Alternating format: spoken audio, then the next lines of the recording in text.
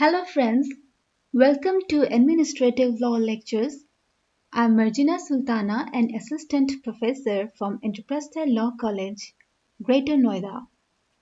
In this video, we will study rule of law and the Constitution. In order to develop Indian democracy, rule of law has played a great role. Rule of law was adopted from England by our constitutional fathers and many provisions were incorporated in the Indian Constitution. Indian Constitution is considered to be supreme and no one is above Indian Constitution. Rule of law is also given impliedly in the preamble, which is enriched with the principles of law, that is, justice, equality, and liberty. Such concept is also enshrined in Part 3 of the Indian Constitution, which provides fundamental rights of the citizens. One of the great things about the rule of law is the protection of all sections of society, including rights and the interest of scheduled caste and the scheduled tribes under Article 15, 16, 17 and minorities under Article 29, 30, etc. Our Constitution has embedded within it a counter-majoritarian principle to protect us against the tyranny of majority. That means 51% of people or 70% of the people or 90% of the people cannot deprive certain inalienable rights.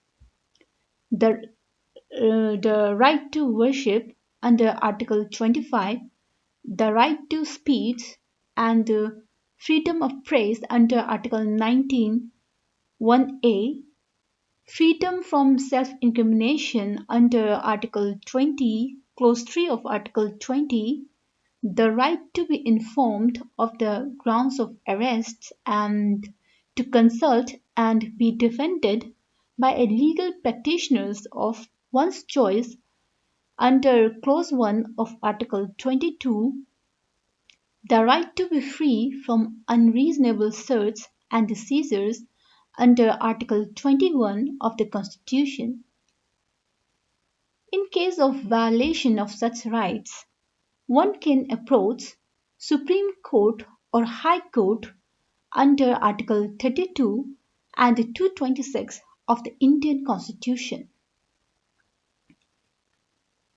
Any law made by the central government or the state government must be complied in accordance with the Constitution of India. If any law made by the legislatures contravenes with the provisions of the Constitution, with the Part 3 of the Constitution, then such law will be declared void under Article 13, Clause 2 of the Constitution. Under Article 13, Clause 1 of the Constitution. Under Article 32 of the Indian Constitution, the Supreme Court has the power to issue writs in the nature of habeas corpus, mandamus, prohibition, quo warranto, and certiorari. The power of judicial review is also given to Supreme Court in order to prevent any ultra-vires law so as to preserve rule of law.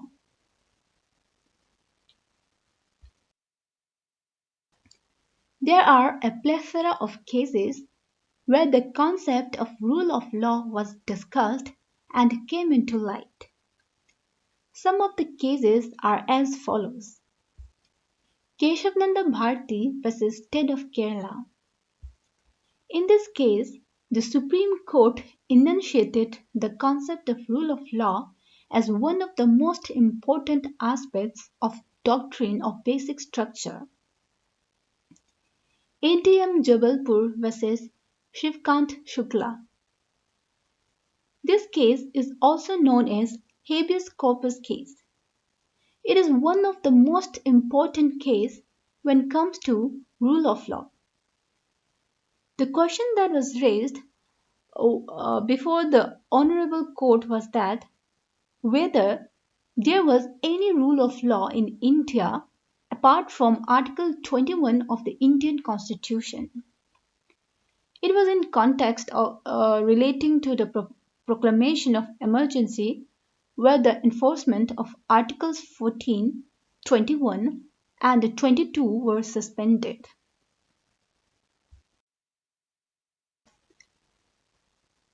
In the case of Maneka Gandhi versus Union of India, the Supreme Court declared that Article 14 strikes against arbitrariness. Somraj versus State of Haryana. In this case, it was held that the absence of arbitrary power is the postulate of rule of law upon which the whole constitutional edifice is dependent. Union of India versus Raghuveer Singh. In this case, it was held by the court that a considerable degree that governs the lives of the people and regulates the state function flows from the decision of the superior courts. From this discussion, we can conclude that supremacy of law is the aim, rule of law is the best tool to achieve the aim. Some of the efforts are also taken by the court where the rule of law is linked with human rights of the people. Strategy is being evolved by the court by which government can be forced not only to submit to law but also to create conditions where capacities can be developed by the people so as to enjoy their rights in proper and meaningful manner. That's it for today. Thank you for